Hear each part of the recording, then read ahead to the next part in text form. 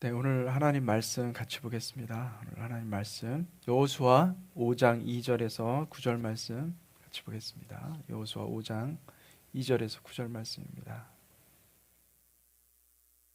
함께 같이 읽도록 하겠습니다. 시작. 그때에 여호와께서 여호수아에게 이르시되 너는 부싯돌로 칼을 만들어 이스라엘 자손에게 다시 할례를 행하라 하시매 여호수아가 부싯돌로 칼을 만들어 할례산에서 이스라엘 자손에게 할례를 행하니라. 여호수아가 할례를 시행한 까닭은 이것이니 애굽에서 나온 모든 백성 중 남자 곧 모든 군사는 애굽에서 나온 후 광야 길에서 죽었는데 그 나온 백성은 다 할례를 받았으나 다만 애굽에서 나온 후 광야 길에서 난 자는 할례를 받지 못하였습니다. 이스라엘 자손들이 여호와의 음성을 청종하지 아니하므로 여호와께서 그들에게 대하여 맹세하사 그들의 조상들에게 맹세하여 우리에게 주리라고 하신 땅 곧 젖과 꿀이 흐르는 땅을 그들이 보지 못하게 하리라 하시매 애굽에서 나온 족속 곧 군사들이 다 멸절하기까지 40년 동안 광야에서 헤매었더니 그들의 대를 잇게 하신 이 자손에게 여호수아가 할례를 행하였으니 길에서는 그들에게 할례를 행하지 못하였으므로 할례 없는 자가 되었음이었더라. 또 그 모든 백성에게 할례 행하기를 마침에 백성이 진중 각 척소에 머물며 낫기를 기다릴 때에 여호와께서 여호수아에게 이르시되 내가 오늘 애굽의 수치를 너희에게서 떠나가게 하였다 하셨으므로 그곳 이름을 오늘까지 길갈이라 하느니라. 아멘. 아멘. 2025년 3월 셋째 주일입니다. 우리 서로 축복합시다. 당신은 시냇가에 심기운 나무입니다. 당신은 시냇가에 심기운 나무입니다. 아멘. 아멘. 우리 기억하시는지 모르겠는데 생명나무 히브리어 에츠하하임 따라해 봅시다. 에츠하하임. 예, 에츠하하임. 예. 할렐루야. 예, 여러분 우리가 우리 안에 생명나무가 심겨진 줄 믿습니다. 생명나무는 예수 그리스도이십니다. 예수 그리스도가 우리 마음에 심겨지기를 주님의 이름으로 축복합니다. 아멘. 오늘 설교 제목은 은혜는 죄와 수치를 굴려보냅니다. 우리 한번 따라해 봅시다. 은혜는 죄와 수치를 굴려보냅니다. 아멘. 우리가 은혜를 받으면 우리 안에 죄가 드러나고 우리 안에 수치들이 벗어질 줄로 믿습니다. 아멘. 그래서 여러분 은혜 받는 것은 우리가 어떤 감동적인 설교를 듣고 내가 뭔가를 깨달은 것이 아닙니다. 그것이 아니라 은혜는 우리가 나도 몰랐던 죄가 있었던 것을 발견하고 주님의 그 거룩하심 앞에서 그 죄를 회개하는 것입니다. 그래서 그 죄와 수치들이 우리 영혼 바깥으로 떨어져 나가는 것이 은혜 받은 것임을 믿으시기를 바랍니다. 아멘. 그래서 은혜를 받으면 우리 심령에 놀라운 성령의 능력이 생깁니다. 그것은 무엇이냐면 이전에는 순종의 능력이 없었어요. 이전에는 하나님의 음성을 듣지도 못했기 때문에 하나님이 무엇을 원하는지를 알질 못했어요. 그래서 순종할 수 있는 능력이 없었습니다. 그 음성을 듣고도 우리는 순종을 못하는 거예요. 왜냐하면 내 안에 나의 생각이 가득 차 있으면은 이 겉사람의 생각이 가득 차 있으면은 하나님의 음성을 들어도 그것이 부담이 되고 내가 그거를 꼭 해야 되나 막 이런 생각 들면서 순종을 못하게 됩니다.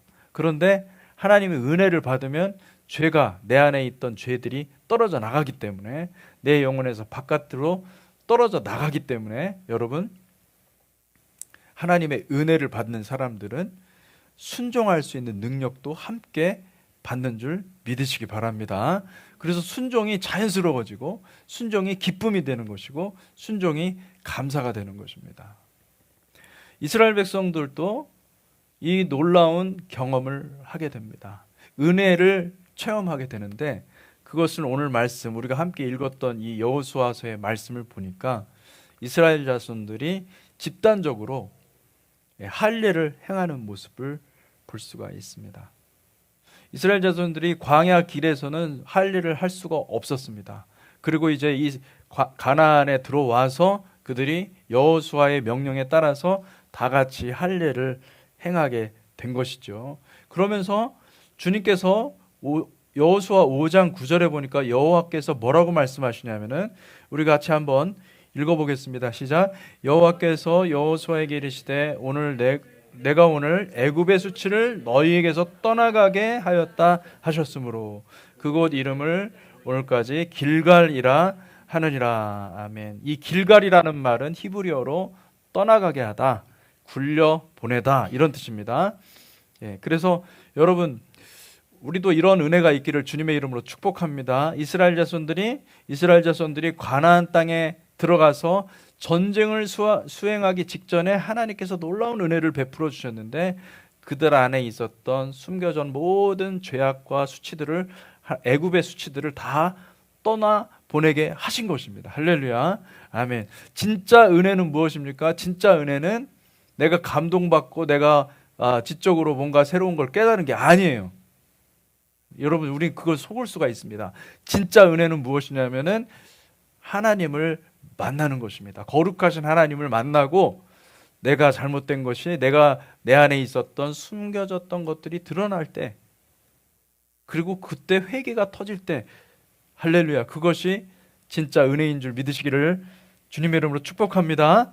아멘. 그래서 이 은혜는 반드시 여러분 우리의 삶의 중심에 십자가가 있는 것입니다.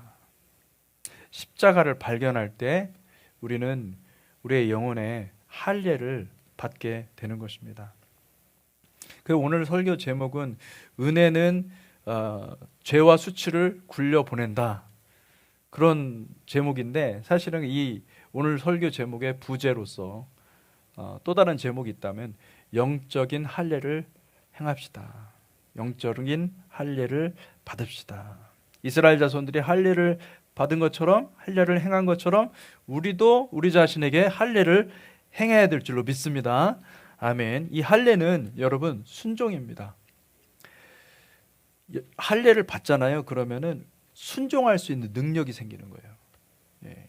할례 받기 전에는 순종에 대해서 몰랐는데 불순종의 영에 우리가 사로잡혀서 순종을 알지 못하는 거예요. 그런데 할례를 통과하면 할례를 받으면 우리 마음에 순종이 기쁨이요, 순종이 즐거움이요, 순종이 길이라는 것을 알게 되는 거예요. 할렐루야. 순종이 쉬워지고 순종이 즐거움이 되시기를 주님의 이름으로 축복합니다. 아멘. 예. 여호수아가 놀랍게도 여호수아는 할례를 이미 받은 사람입니다. 그는 할례할 필요가 없는 사람이에요. 그런데 여호수아 오늘 본문에 보니까 여호수아가 바로 순종했습니다.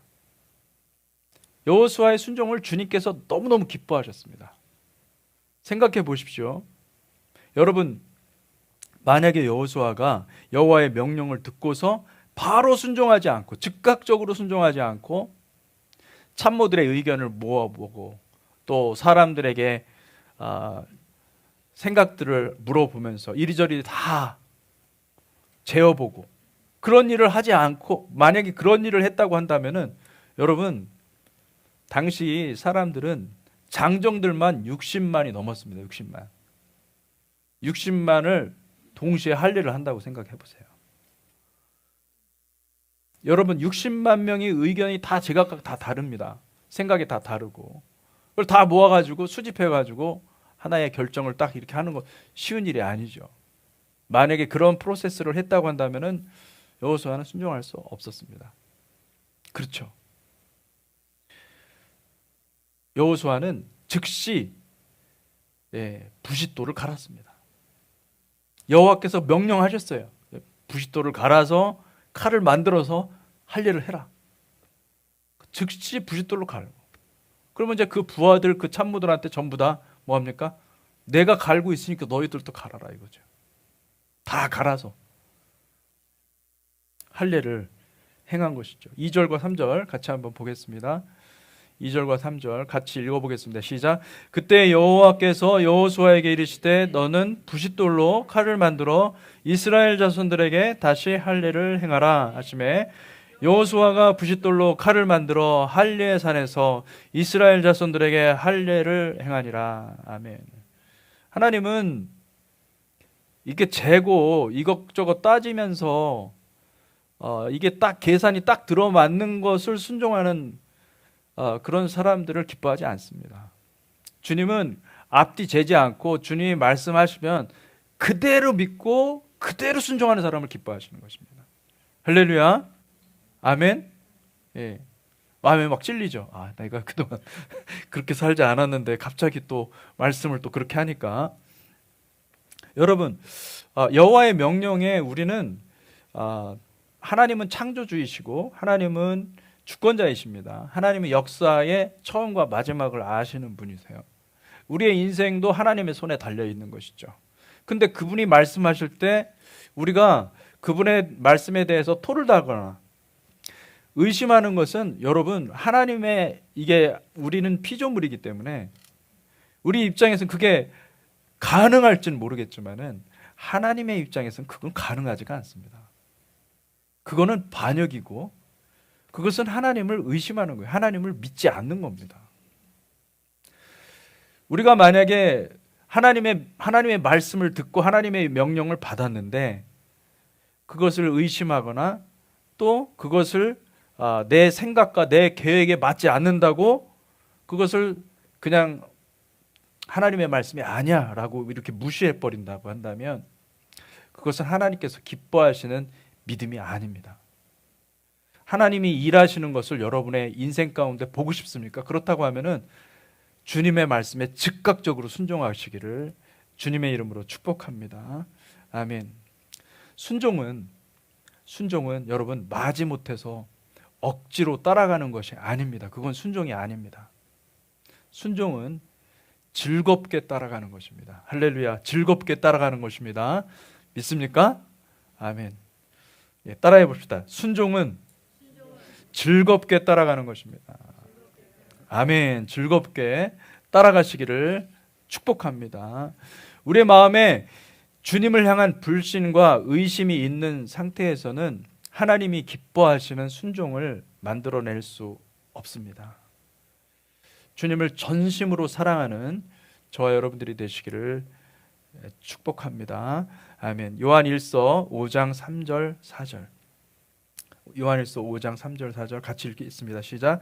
하나님을 사랑하는 것은 이것이니 우리가 그의 계명들을 지키는 것이니라. 그의 계명들은 무거운 것이 아니로다. 무릇 하나님께로부터 난 자마다 세상을 이기느니라. 세상을 이기는 승리는 이것이니 우리의 믿음이니라. 아멘. 아멘. 놀라운 표현은 여기서 그의 계명들은 무거운 것이 아니로다. 유대인들에게 있어서, 이스라엘 백성들에게 있어서 율법의 명령은 정말로 무거웠습니다. 그들은 613가지 명령, 그 명령들을 다 지켜 행하는 것이 너무나 버거웠고 그들은 순종한다 하더라도 그것이 순종이라기보다도 억지로 율법을 내가 순종해야 구원받으니까, 하나님과의 관계가 회복되니까, 그러니까 순종하는 것이었어요. 그러면 의무였지 그것은 기뻐 순종하는 것이 아니었어요. 근데 여기서 보니까 그의 계명은 무거운 것이 아니로다 이렇게 말씀하고 있는 거예요. 그럼 이미 초대교회 당시에도 신약 성경을 믿고 있었던 그 요한이 살아 있었던 그 당시에도 어떻게 생각했었냐면은 그의 계명을 어떤 율법의 계명, 율법의 613가지 계명으로 생각한 것이 아니라 하나님의 음성으로 생각했던 거예요. 하나님이 이렇게 하라 저렇게 하라, 주님께서 말씀을 들려주시고 하는 것에 대해서 그들은 그것만 순종하면 되는 거였어요. 주님께서 말씀하셨잖아요. 수고하고 무거운 짐진 자들아 다 내게로 오라. 예, 내 짐은 결코 무겁지 않다고 그러셨어요. 여러분, 하나님의 음성을 들으시기를 주님의 이름으로 축복합니다. 하나님의 말씀에 순종하는 저와 여러분들이 되시기를 주님의 이름으로 축복합니다. 많은 분들이 오해를 합니다.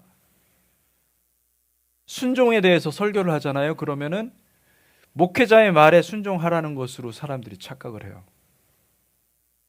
목사의 말에 순종해야 된다는 거예요. 목사님이 어느 순간부터 이 목사님들이 이 하나님의 종들, 하나님의 종들은 그냥 종이라고 봐야 되는데 어느 순간부터 하나님을, 거의 하나님의 종들을, 목사들을 하나님처럼 떠받들기 시작하는 거예요.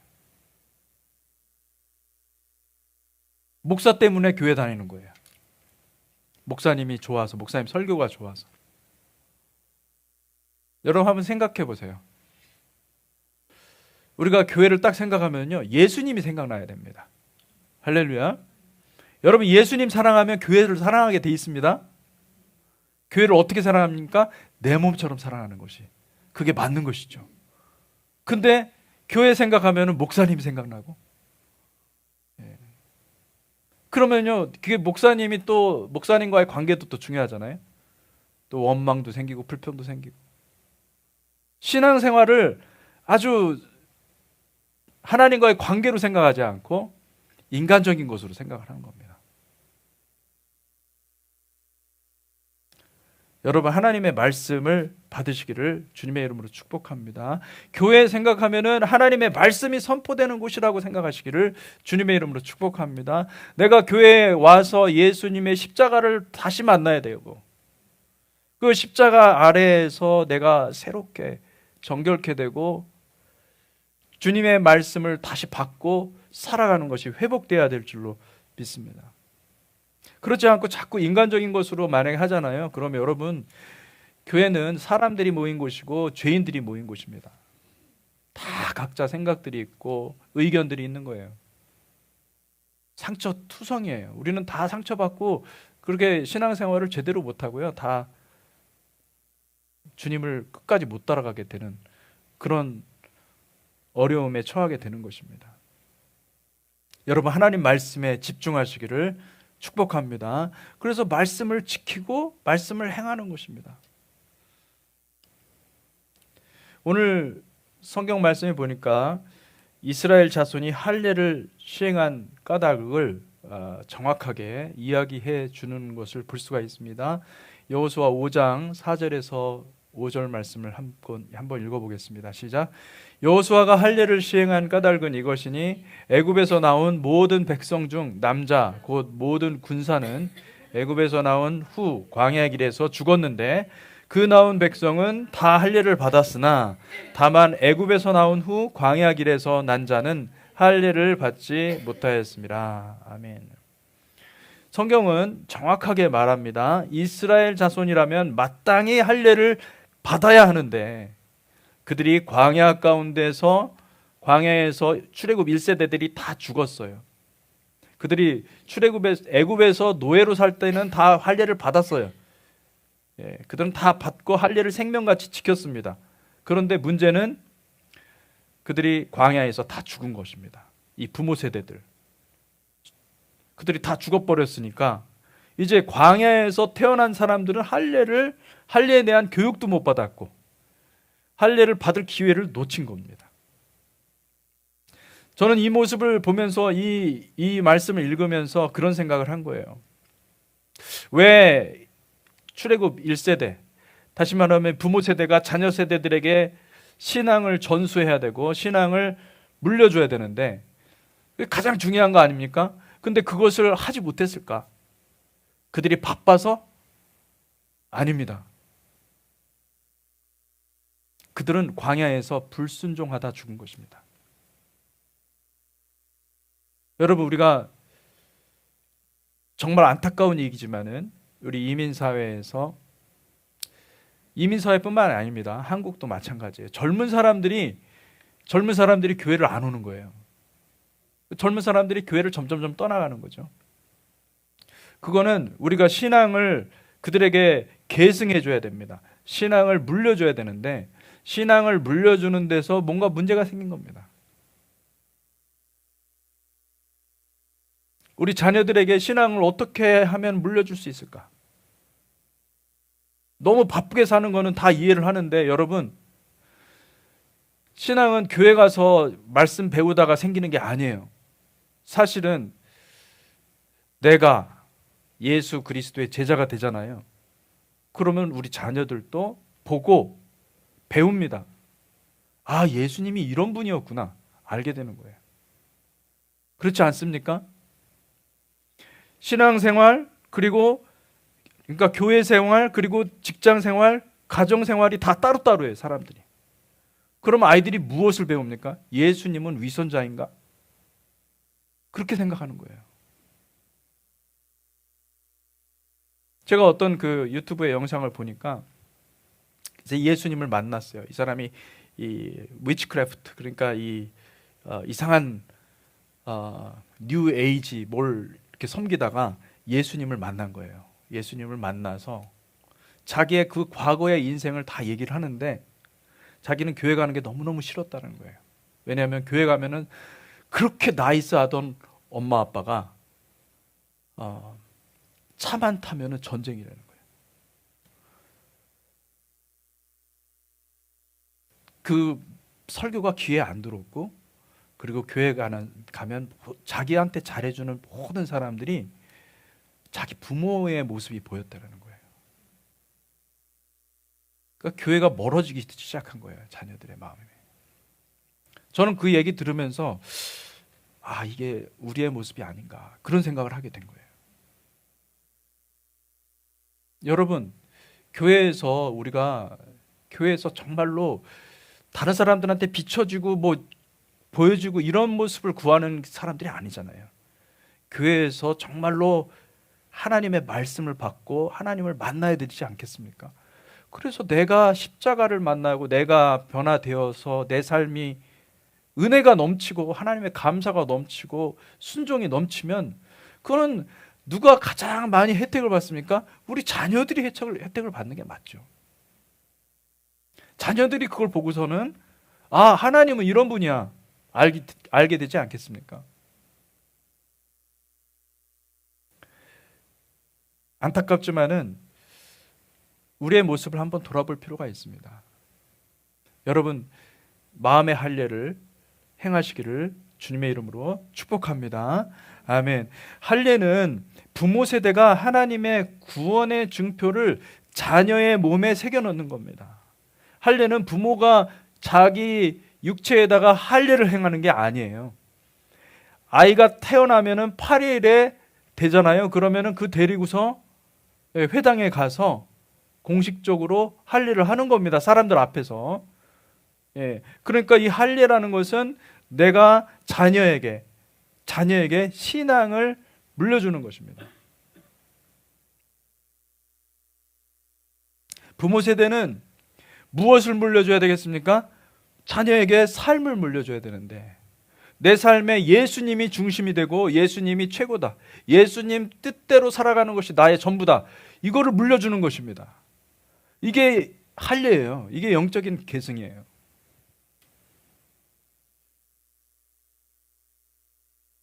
여러분, 이 할례를 우리의 마음에 새기고, 그리고 또 우리 자녀들의 삶 가운데 물려주는 저와 여러분들이 되시기를 주님의 이름으로 축복합니다.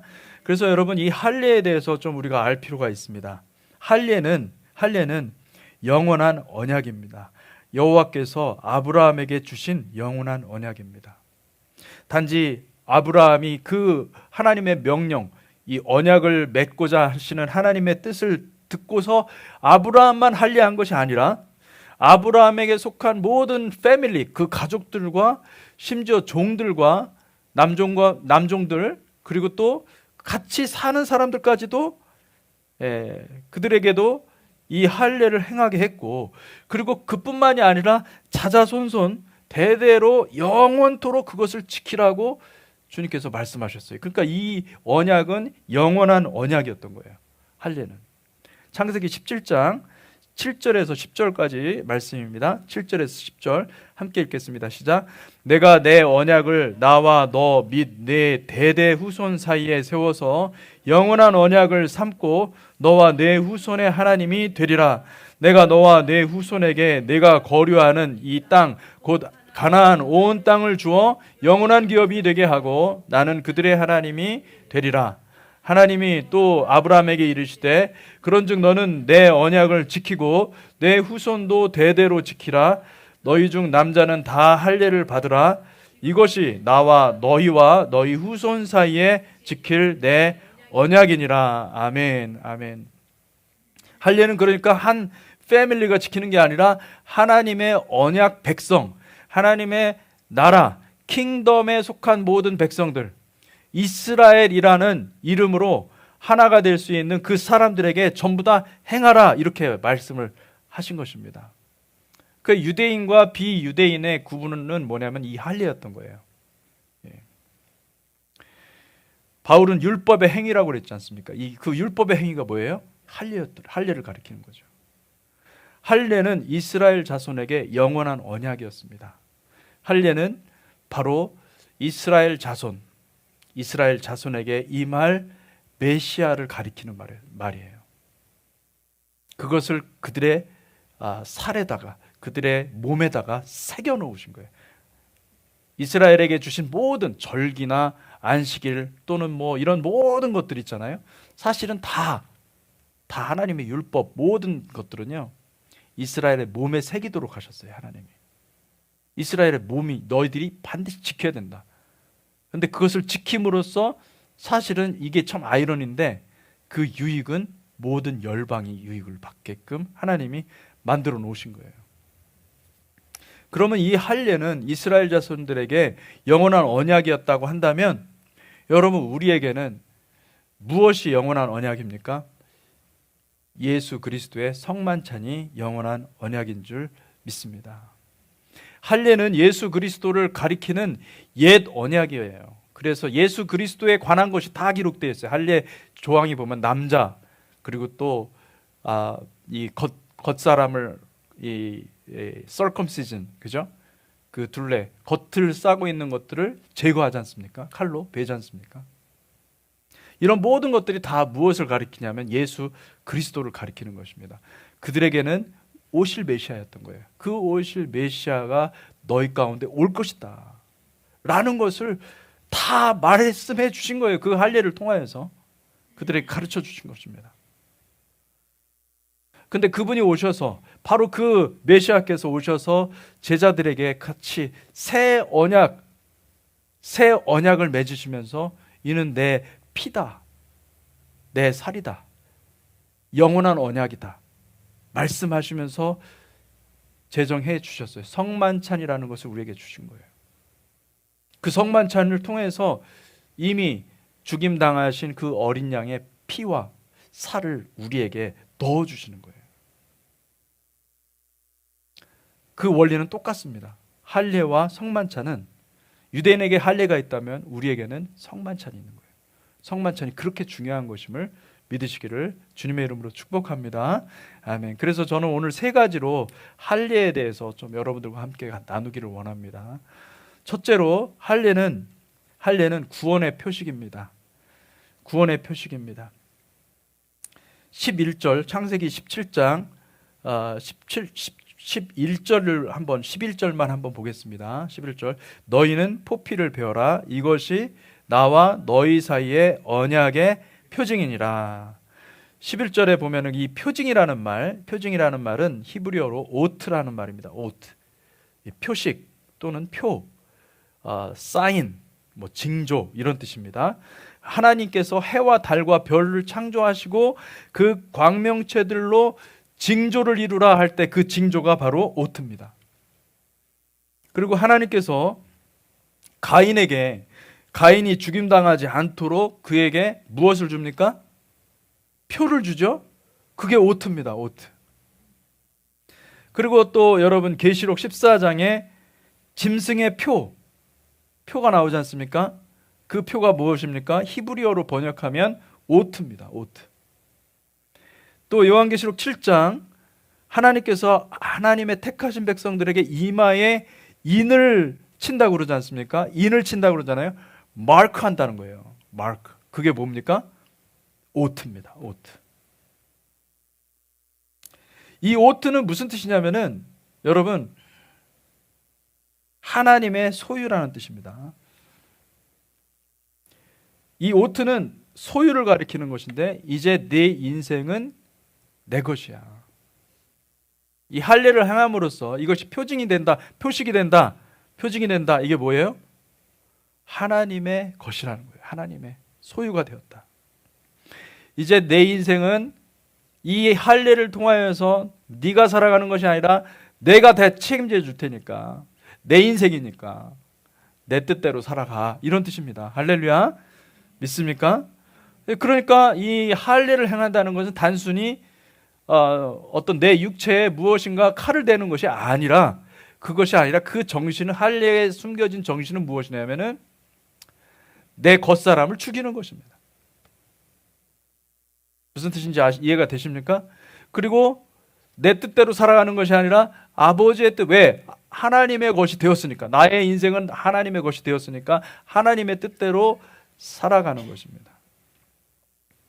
그리고 그렇게 살아가는 자들에게 하나님께서 반드시 구원해 주겠다라고 약속하시는 구원의 증표가 되는 것입니다. 할렐루야. 예. 하나님께서 우리에게 주신 구원의 증표는 오직 한 분입니다. 예수와와 함께 살아가면 되는 겁니다. 예수 그리스도의 사람이라고 한다면, 우리가 그리스도의 사람이라고 한다면 우리는 예수의 이름을 우리의 영혼과 육체에 새겨야 될 줄로 믿습니다. 우리의 소유권은 우리 자신에게 있는 게 아니라 하나님께 있고 예수 그리스도께 있음을 믿으시기를 축복합니다. 아멘. 둘째로 할례는 메시아의 칼로 겉사람을 베어내는 행위입니다. 할례는, 여러분, 할례를 할 때 가장 중요한 것은 칼이 있어야 된다는 거예요. 칼. 오늘도 보니까 부싯돌로 칼을 만들어서, 날카롭게 칼을 만들어서 이 결국은 살을 베는 거거든요. 이 포피, 이 남성의 속살을 덮고 있는 겉의 살을 말합니다. 이 겉의 살을, 둘레를 쫙 자르게 돼 있죠.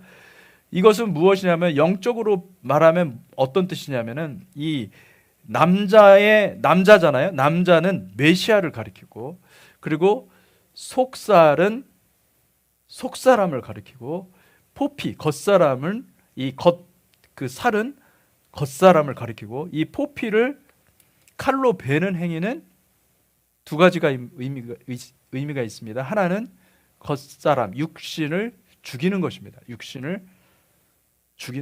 이것은 남자의 육신이 죽는 것이니까 메시아가 너희의 후손으로 와서 죽을 것이다 라고 얘기하는 것입니다. 메시아가 십자가에 달려 죽을 것이다 라는 것을 이미, 그러니까 유대인들에게는 그것을 몸에 새겨 넣은 거예요. 그 다음에 둘째 의미는 무엇이냐면, 메시아의 죽음을 통해 역사하시는 하나님의 능력의 칼을 의미합니다. 이 칼은 비록 예수님이 죽으시지만은 부활하셔서 모든 예수 그리스도를 믿는 사람들의 마음 가운데 들어가서 그 심령을 다 수술할 것입니다. 아버지의 뜻에 순종하는 백성들로 만드시는 놀라운 능력의 칼임을 믿으시기를 주님의 이름으로 축복합니다. 아멘. 그래서 여호수아는 스스로 부싯돌을 만들어서 그걸로 이스라엘 자손에게 할례를 행했다고 말하는 것입니다. 놀랍게도 여러분, 여호수아서 그 이름 여호수아는 예슈아의 풀네임입니다. 예슈아는 약자고요. 예슈아가 순종함으로써 이 할례, 이스라엘 자손들 전체를 할례를 하게 하신 거죠. 히브리서 4장 12절을 말씀을 한번 보겠습니다. 히브리서 4장 12절 같이 읽겠습니다. 시작. 하나님의 말씀은 살아있고 활력이 있어 좌우의 날선 어떤 검보다도 예리하여 혼과 영과 및 관절과 골수를 찔러 쪼개기까지 하며 또 마음의 생각과 뜻을 판단하나니. 할렐루야. 사랑하는 성도 여러분, 여러분의 심령에 말씀의 칼이 있기를 주님의 이름으로 축복합니다. 말씀의 칼이 있으면 우리 마음 가운데 회개가 일어나는 거죠. 왜냐하면은 주님의 거룩하심이, 주님의 그 성결하시고 거룩하심이 우리 마음에 비추거든요. 빛을 비추시거든요. 그래서 우리 마음에 심령을 수술합니다. 내 생각과 아버지의 생각이 어떻게 다른지, 성령님의 생각이 어떻게 다른지를 알게 해주시는 거예요. 사탄이 주는 생각과 성령님이 주는 생각이 명확히 구분이 되는 거예요. 아, 내가 불순종의 영에 사로잡혀서 내가 살았던 것, 그동안 살았던 것들이 성령 앞에서 드러나는 거예요. 그러면은 회개가 일어나고, 그리고 무엇이 순종인지를 알게 되기 때문에, 또 뿐만 아니라 그 칼을 받잖아요. 제대로 받으면은 하나님의 말씀에 순종하는 그 능력이 우리에게 주어지는 것입니다. 그러니까 내가 순종하는 것 같지만은 절대 내가 순종하는 게 아니에요. 사실은 성령께서 순종할 마음도 주시고 순종하게끔 인도하시기 때문에, 할렐루야. 여러분, 이 말씀의 칼을 받는 것이 가장 큰 축복임을 믿으시기를 주님의 이름으로 축복합니다. 아멘. 말씀의 검은 우리의 영혼에 숨겨진 모든 겉사람의 속성인 죄와 수치를 제거합니다. 죄와 수치를 다 드러내고 그것을 굴러 떨어뜨리게 하는 것이죠. 누가복음 2장 34절 35절 찾아보겠습니다. 같이 읽겠습니다. 시작. 시므온이 그들에게 축복하고 그의 어머니 마리아에게 말하 이르되, 보라, 이는 이스라엘 중 많은 사람을 패하거나 흥하게 하며 비방을 받는 표적이 되기 위하여 세움을 받았고, 또 칼이 내 마음을 찌르듯 하리니 이는 여러 사람의 마음의 생각을 드러내려 함이니라 하더라. 아멘. 이 말씀은 우리 주님께서 생후 8일이 되어서 할례를 행하실 때 성령께서 시므온의 입을 통해서 하신 말씀입니다. 근데 여기 놀라운 말씀을 하고 있죠. 메시아가 어떤 사역을 하시는지 드러내고 있습니다. 하나님은 이 메시아를 통해서 사람들을 패하게도 하고 사람들을 흥하게도 하고 그리고 비방을 받게 하는 표적으로 삼으실 것이다 말씀하고 있습니다.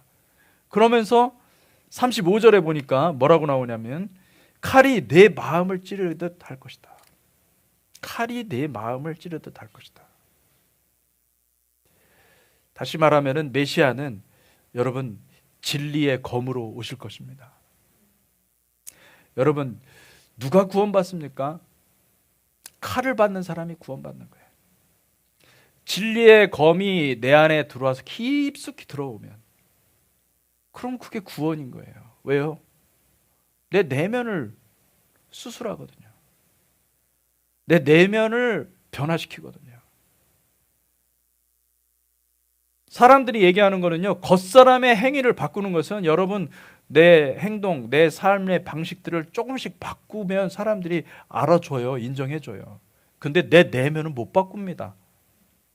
내 내면은 내 의지로 안 바꿔지는 거예요. 내 내면을 바꿀 수 있는 분은 예수님밖에 없어요. 성령님밖에 없어요. 성령님이 내 마음 가운데 들어오시면 내가 바뀌게 돼 있어요. 내 내면이 바뀌어요. 내 내면에서 흘러나오는 기쁨의 생수가 터져 나오는 거죠. 이걸 누가 줄 수 있겠어요? 아무도 줄 수 없어요. 칼을 받아야 돼요. 칼을 정확히 받아야 됩니다. 여러분, 그 칼을 사모하시기를 주님의 이름으로 축복합니다. 아멘. 그래서 우리는 도저히 상상할 수 없는, 인간으로서는 도저히 상상할 수 없는 순종의 영을 받게 되는 거예요. 순종의 힘을 받게 되는, 순종의 능력을 받게 되는 거예요. 진리의 말씀은 우리의 심령을 쪼개서 겉사람의 소욕을 다, 겉사람의 욕망들, 겉사람의 그 생각하는 모든 것들을 다 잘라내십니다. 잘라내시고 그것이 구분이 되는 거예요. 아, 이게 헛된 것이구나. 그래서 다 무가치한 것이 됐구나. 이것은 더 이상 이제 나를 변화시키지 못하는 거예요. 나를 이끌고 가지 못하는 거예요. 왜요? 주님께서 말씀의 칼로 제거하셨기 때문에. 그리고 어떻게 됩니까? 우리에게는 자유가 있고 기쁨이 있고 즐거움이 있고 진리가 막 솟는 거예요. 할렐루야. 아멘. 그런 역사가 일어나기를 주님의 이름으로 축복합니다. 그러면 내가 나의 육신의 육체의 소욕, 겉사람의 소욕을 따라 살아가는 것이 아니라 성령의 소욕을 따라서 살아가는 삶이 되는 것입니다. 주님이 정말로 예수 그리스도의 십자가를 통하여서 우리에게 하고 싶은 것은 뭐냐면은, 내가 내 뜻대로 살아가는 것이 아니라 아버지의 뜻대로 순종하는 삶을 만들어가는 겁니다. 그것을 주님께서 성령님을 통하여서 하신다는 겁니다. 할렐루야. 아멘. 갈라디아서 5장 16절 17절 말씀입니다. 갈라디아서 5장 16절 17절 같이 읽겠습니다. 시작. 내가 이르노니 너희는 성령을 따라 행하라. 그리하면 육체의 욕심을 이루지 아니하리라. 육체의 소욕은 성령을 거스리고 성령은 육체를 거스리나니 이 둘이 서로 대적함으로 너희가 원하는 것을 하지 못하게 하려 함이니라. 여러분, 성령을 따라 행하시는 것이 곧 무엇입니까? 내 육체의 소욕을 제거하고 성령을 따르는 것이 곧 할례인 거예요. 그게 영적인 할례입니다. 여러분, 우리는 영적인 할례를 반드시 통과해야 돼요. 우린 유대인들이 아니기 때문에 실제적으로 할례를 하지 않지만 영적인 할례는요, 남자 여자 다 할 수가 있는 거거든요. 영적인 할례를 통과해야 돼요. 갈라디아서 5장 24절 같이 읽겠습니다. 시작. 그리스도 예수의 사람들은 육체와 함께 그 정욕과 탐심을 십자가에 못 박았느니라. 이게 할례인 거예요. 할렐루야. 이 할례를 통하지 않고선 누구도 천국에 들어갈 수가 없는 거예요. 하나님 나라에 들어갈 수가 없는 거예요. 마지막 셋째로 할례는 십자가에서 새 사람을 입는 것입니다. 새 사람을 입는 것입니다. 할례는 난지 8일 만에 할례를 받으라 이렇게 말하고 있습니다. 난지 8일 만에 할례를 받으라는 것은 십자가에서 새 사람을 입으라는 뜻입니다. 창세기 17장 12절에서 14절 말씀 같이 한번 읽어보겠습니다. 시작. 너희의 대대로 모든 남자는 집에서 난 자나 또는 너희 자손이 아니라 이방 사람에게서 돈으로 산 자를 막론하고 난지 8일 만에 할례를 받을 것이라. 너희 집에서 난 자든지 너희 돈으로 산 자든지 할례를 받아야 하리니 이에 내 언약이 너희 살에 있어 영원한 언약이 되려니와 할례를 받지 아니한 남자 곧 그 포피를 베지 아니한 자는 백성 중에서 끊어지리니 그가 내 언약을 배반하였습니다. 여러분, 이 8일, 난지 8일 만에 8일에 할례를 꼭 하라고 그랬거든요. 하나님께서 하나님께서 이 모든 만물을 창조하실 때 일곱째 날에, 그러니까 여섯째 날까지 모든 걸 다 창조하시고 일곱째 날에 완성하시고 쉬셨습니다. 그러므로 8일은 한 사이클이 지나고 새로운 사이클이 시작되는 새로운 시작을 의미하고, 그리고 창조를 하더라도 새 창조를 의미하는 것입니다. 노아 8식구를 통해서 인류의 새로운 인류, 신인류, 새로운 인류의 시작을 알린 거예요. 이 8이라는 숫자는 그래서 메시아의 숫자입니다. 메시아. 그리고 출애굽기 40장에 보면은 마샤흐라는 말이 나옵니다. 마샤흐라는 말은 기름 붓다, 기름을 바르다, 기름을 뿌리다 이런 뜻입니다. 이 마샤흐라는 말이 8번 나오는데 이스라엘 백성들이 결국은 출애굽한 것은 무엇이냐면 그들이 광야에서 하나님을 예배하는 것인데, 예배하는 초소가 타버나클, 성막입니다. 성막이 마침내 완성이 되어서 그 40장에 보면은 대제사장 아론이 거기다가 무엇을 합니까? 기름을 바르죠. 기름을 바르고, 그런데 그 기름을 바르는 그 장면에 8번이 마샤흐라는 단어가 사용되는 것을 볼 수가 있습니다. 같이 한번 보겠습니다. 굉장히 영광스러운 장면이거든요. 출애굽기 40장 9절부터 16절 말씀 같이 한번 읽어볼 텐데, 여러분 그 줄친 거 관유, anointing oil, anoint라는 영어로 anoint라고 돼 있어요. 영어 성경을 보면 정확하게 이게 전부 다 anoint라고 돼 있는 것을 볼 수가 있습니다. 관유, 바르다 또는 기름을 붓다 이렇게 한국말로 다 바뀌어 써 있지만은 여기에는 히브리어 원어로 보면 마샤흐라는 말이 정확하게 쓰여 있다는 것을 확인할 수가 있습니다. 그래서 줄쳐놓은 거 확인하시고 같이 한번 읽어보겠습니다. 시작. 또 관유를 가져다가 성막과 그 안에 있는 모든 것에 발라 그것과 그 모든 기구를 거룩하게 하라. 그것이 거룩하리라. 너는 또 번제단과 그 모든 기구에 발라 그 안을 거룩하게 하라. 그 제단이 지극히 거룩하리라.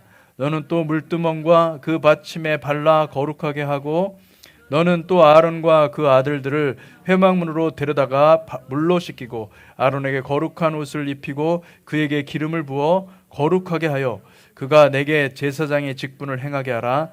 너는 또 그 아들들을 데려다가 그들에게 겉옷을 입히고 그 아버지에게 기름을 부은 것 같이 그들에게도 부어서 그들이 내게 제사장의 직분을 행하게 하라. 그들이 기름 부음을 받았은즉 대대로 영영이 제사장이 되리라 하시매 모세가 그같이 행하되 곧 여호와께서 자기에게 명령하신 대로 다 행하였더라. 모세가 이스라엘 자손의 대표인 대제사장 아론과 그 아들들에게 기름을 붓고 또 성막의 여러 기물들에게 기름을 붓고 하는 장면입니다. 그렇게 함으로써 무엇이냐면 하나님께서 기름 붓다는 것은 구별하셨다. 하나님의 뜻에 맞도록 하나님이 구별하셨다라는 것입니다. 하나님께서 하나님의 도구로 메시아, 마샤흐로 사용하시겠다라는 것입니다. 그래서 그리스도는 히브리어로 보면 하마샤흐, 기름 부음을 받은 자라는 뜻입니다. 그래서 이 8번이 되었다는 것은 이 8이라는 숫자가 사용되었다는 것은 그것은 새로운 세상을 의미하는 것이고 새로운 새 창조를 이야기하는 것이고 성경에서 보면은 첫 번째와 두 번째가 나옵니다. 제가 오늘 여러분 주보 칼럼에 보면은 겉사람과 속사람의 대결이라는 제목으로 칼럼을 써놨는데 여기에 그 첫째 프로토스와 둘째 듀트로스의 대결이라고 제가 얘기를 한 적이 있습니다. 그래서 첫 번째 아담으로 오셨고 또 두 번째 아담으로, 첫 번째 아담은 아담이고 두 번째 아담은 누굽니까? 예수 그리스도입니다. 메시아입니다. 그리고 첫째 아들과 그죠? 가인과 아벨이 있지 않습니까? 그리고 또 누가 있죠? 에서와 야곱이 있죠. 그죠? 이런 어떤 성경에 보면요. 굉장히 일관되게 흐르는 이 첫 번째와 두 번째의 그 사상이, 이 세상이 예표되고 있는 것을 볼 수가 있습니다. 이것은 무엇이냐면 첫 번째 세상은 무엇입니까? 올람 하제, 지금 우리가 사는 세상을 가리키는 것이고, 그리고 두 번째 세상은 올람 하바, 다시 오실 새로운 세상. 메시아는 두 번째 아담은 이 새로운 세상을 열어가는 새 사람인 것이죠.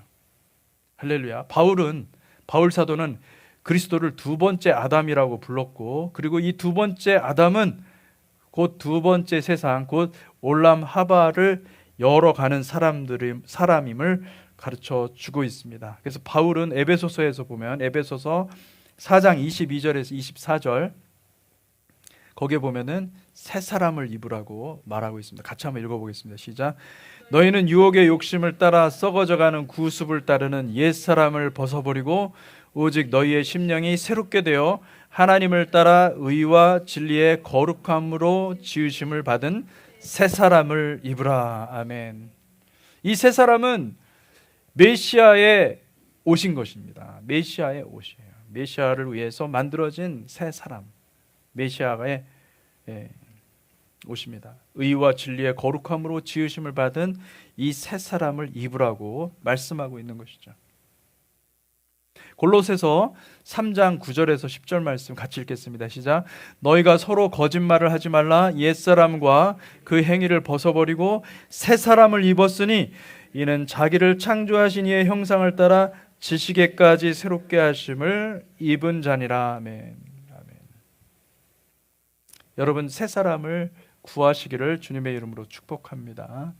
옛사람에 속한 것들은 거짓된 것들이에요. 새 사람은 참된 것들입니다. 이 참된 새 사람을 사모하는 저와 여러분들이 되시기를 주님의 이름으로 축복합니다. 말씀을 맺겠습니다. 사랑하는 성도 여러분, 저와 여러분은 이 마지막 때에 하나님께서 사용하시는 영적인 군사들임을 믿습니다. 저는 바로 지금이 하나님께서 마지막 때 전쟁을 위한 군사들을 모집하는 때라고 믿습니다. 하나님은 그들의 이마에 하나님의 말씀의 인을 표시하실 것입니다. 하나님은 하나님의 택한 백성들에게 지금 영적인 할례를 거행하고 계시는 것입니다. 여러분, 우리 주님의 공동체 교회의 모든 성도님들이 이 말씀의 검으로 할례를 받으시기를 주님의 이름으로 축복합니다. 그래서 이 마지막 때에 우리가 예수와의 군대가 되어야 될 줄로 믿습니다. 그래서 정말로 여러분, 이게 마지막 기회일 수도 있습니다. 우리가 이렇게 편안하게 같이 모여서 말씀 보고 기도하고, 그리고 정말 주님께 부르짖으며 기도할 수 있는 이제 마지막 기회일 수 있어요. 이제 이 텀이 지나서 역사의 새로운 장면이 시작될 때 우리는 모이기도 힘들고, 말씀도 찾기 힘들고, 온라인 세상, 우리는 유튜브 지금 흔하게 보지만 아무것도 볼 수 없는 그런 때가 올 수 있다는 것입니다. 그때가 오기 전에 주님은 백성들을 부르고 계시는 거예요. 깨어서 기도하는 백성. 기도원의 300용사들, 주님께서는 숫자가 중요한 게 아니에요. 깨어서 정말로 준비가 되어 있는가. 전쟁 준비를 미리 한 사람들이 전쟁을 수행할 수 있는 거지. 전쟁이 오잖아요. 그러면은 살아남는 사람들은 군인들밖에 없습니다. 실제로. 지금 준비해야 됩니다. 지금 준비하지 않으면, 지금 우리가 할례를 받지 않으면, 지금 우리가 그 할례를 통과하지 않으면 우리는 하나님 앞에 쓰임 받지 못합니다. 여러분, 하나님 앞에 끝까지 사용되는 저와 여러분들이 되시기를 축복합니다. 아멘. 계시록 7장 2절에서 4절 말씀입니다. 함께 읽겠습니다. 시작. 또 봄에 다른 천사들이가 살아계신 하나님의 의인을 가지고 해돋는 데로부터 올라와서 땅과 바다를 해롭게 할 권세를 받은 네 천사를 향하여 큰 소리로 외쳐 이르되, 우리가 우리 하나님의 종들의 이마에 인치기까지 땅이나 바다나 나무들을 해하지 말라 하더라. 내가 인침을 받은 자의 수를 들으니 이스라엘 자손의 각 지파 중에서 인침을 받은 자들이 14만 4천이니. 아멘. 저는 저와 여러분들이 이 마지막 때에 쓰임받는 거룩한 하나님의 종들이 되시기를 주님의 이름으로 축복합니다. 기도하겠습니다.